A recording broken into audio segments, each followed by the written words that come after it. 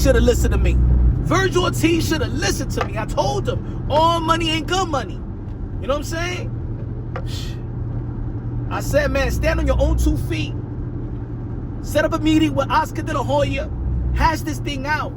Because Oscar De La Hoya, Golden Boy Promotions, Eric Gomez, Vergil Ortiz, and Vergil Ortiz Sr., Rick, they all was working great together. Well-oiled machine. And I said, man, that money, that dirty money, you know what I'm saying, is going to make Vergil Ortiz see Oscar De La Hoya sideways. You know what I'm saying? And you gotta understand this. Vergil Ortiz gotta understand that he's a hot commodity in the sport of boxing. It's almost like a girl. You know what I'm saying? A good-looking girl in a relationship. There's always gonna be a dude that's gonna be hollering every time she goes out to the lounge, out on the street. There's always gonna be dudes passing with the whips. You know what I'm saying? In Miami, South Beach with the Lamborghini. I can't whistle, but you understand what I'm trying to say? They're gonna holler. They're always gonna holler at Vergil Ortiz. You know what I'm saying? In his ear, yo, man, leave Golden Boy Promotions, man. We got a better deal for you, man. There's more money out there, man. Let's find a loophole within the contract so that there could be a breach of contract. You got to understand that. You're always going to be a hot commodity. There's always going to be somebody that's going to be snatching you or trying to snatch you up in the sport of boxing. You know what I'm saying? Boxing is very snakish and backstabbing, man. Let's not forget that it was Matchroom Boxing that actually offered Vergil Ortiz $16 to $20 million offer, knowing that he was signed to Oscar De La Hoya and Golden Boy Promotions. And maybe Vergil Ortiz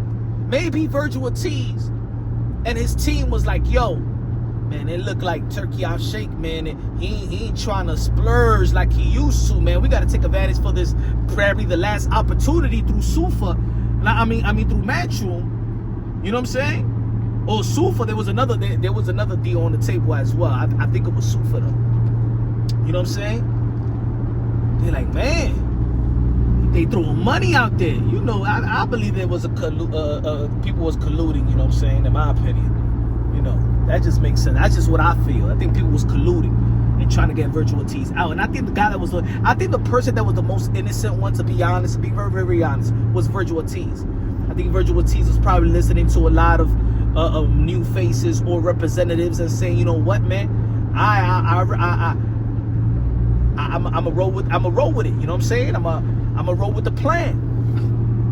And I don't think that Vergil Ortiz, because if you listen to Vergil Ortiz interviews, he's always giving props to Oscar De La Hoya and Golden Boy Promotions. He never throws shades at them. So it was that money on the table that made all of a sudden Oscar De La Hoya look like an enemy. And that's what I'm saying. Money is the root of all evil. You know what I'm saying? All money and good money. That money may make you see. That money made you look at something that was good like if it was evil. That's what money does. You know what I'm saying? It's like when you good with the baby mom and then she want to take you for the child support, and then all of a sudden you a deadbeat dad, you ain't good, you're not a good father, all because she want that money because y'all not together. You understand what I'm trying to say? But does Vergil Ortiz, assuming that he was greedy, did his greed lead to a Xander Zayas versus Boots Ennis? Now look, the 154-pound division is a stacked division. You can mix and matches anyway from the top, from the number 1 to the number 10. I would say, look, I wanted to see Vergil Ortiz versus Boots, but I'm not like crying over spilled milk. I was one of the guys that straight off the bat after the Erickson Lubin fight say, yo, Vergil Ortiz versus Earl Spence is one of the most lucrative fights. You know what I'm saying? I think that Vergil Ortiz was gonna make money, inevitable he's gonna make money.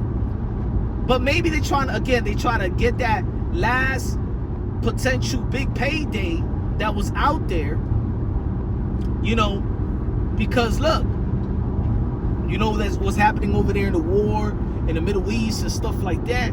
Look, Devin Haney is trying to lock in a deal with Rolly Romero through PBC, David Benavidez, PBC. So I don't think there was a lot of money. I doubt that there was $16 to $20 million. I don't know, man. I don't know. But hopefully they cash this thing out. But we still got Xander, potential Xander versus Boots. I think it's a good fight. I think that Vergil Ortiz, if he can't lock in a Earl Spence fight, he could just wait for the winner of Thurman and Fundora, or he could get Josh Kelly. You know what I'm saying? Get that Josh Kelly fight. There's a lot of fights to be made. Hey, yo, Jermell Charlo said, yo, he want to fight. You know what I'm saying? Jermell Charlo versus Vergil Ortiz, that's a great fight. That's a great fight. Doesn't matter if Jermell Charlo been out the ring for a while. Doesn't matter. It's still a name. The last undisputed at 154.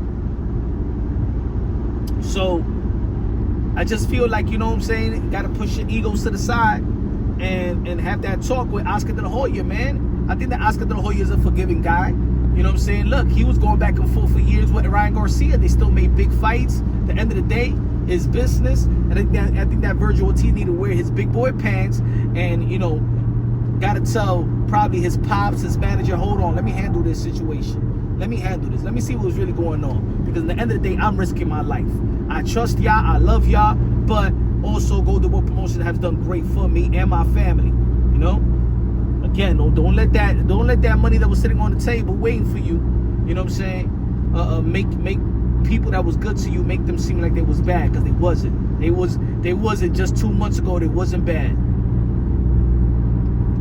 You know, it's going back to the traditional way, because I think that turkey money is put on a hold. You know what I'm saying? Because of what's going on out there. I don't think they're gonna be splurging like that right now. Let me know what y'all think, man. Did Vergil Ortiz greed paved the way for Xander, Zayas, and Boots Ennis? Let me know, man. Subscribe to the channel, smash the like button, and punch for boxing. Y'all already know.